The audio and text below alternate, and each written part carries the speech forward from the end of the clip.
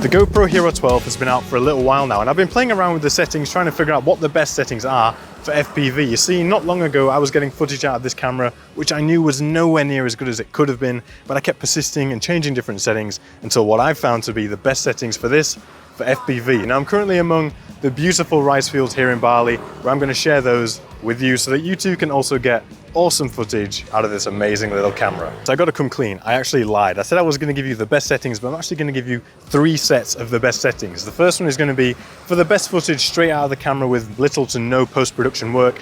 The second set of settings is going to be for when using the Max Lens Mod 2.0.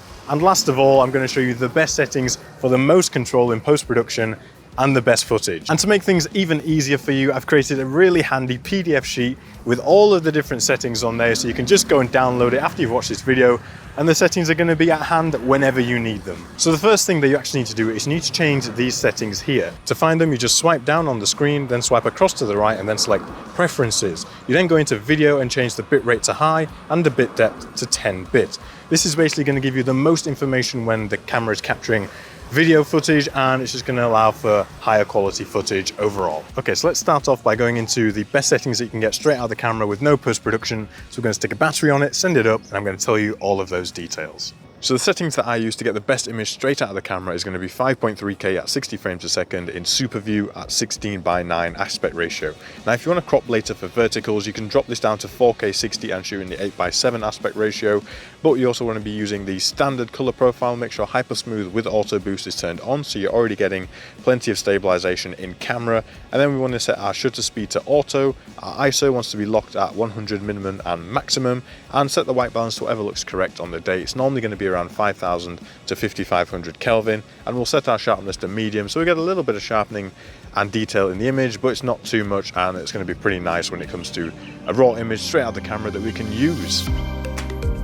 Okay, so those were the best settings to get the best footage straight out of the camera. Now I'm going to move on to the best settings when using the Max Lens Mod. So we're going to stick that on, stick another battery on, send it up, and we're going to talk through the different settings.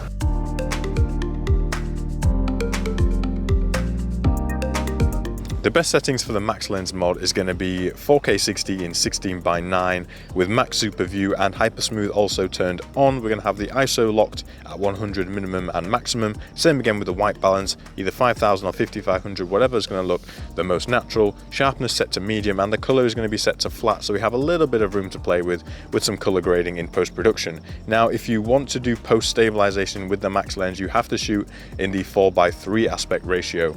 If you shoot in 16:9, you're going to have to use hyper smooth. You can't stabilize this more in post-production.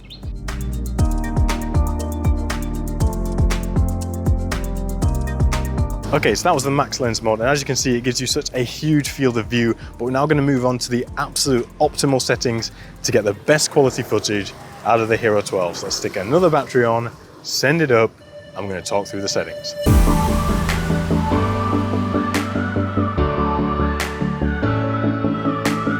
So for the highest quality footage possible, I recommend that you shoot in 5.3K at 60 frames a second in 16:9 aspect ratio.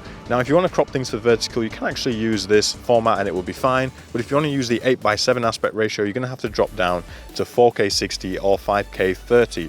Now personally, I prefer the way that 60 frames a second FPV footage looks over 30, but that's something that's down to a bit of personal preference. So if you're happy with 30 frames a second, then go for it. You should also be shooting in GoPro's GP log color profile, which is going to give you the most information retained in the highlights and the shadows, and it's just going to give you much more control over color grading in post-production.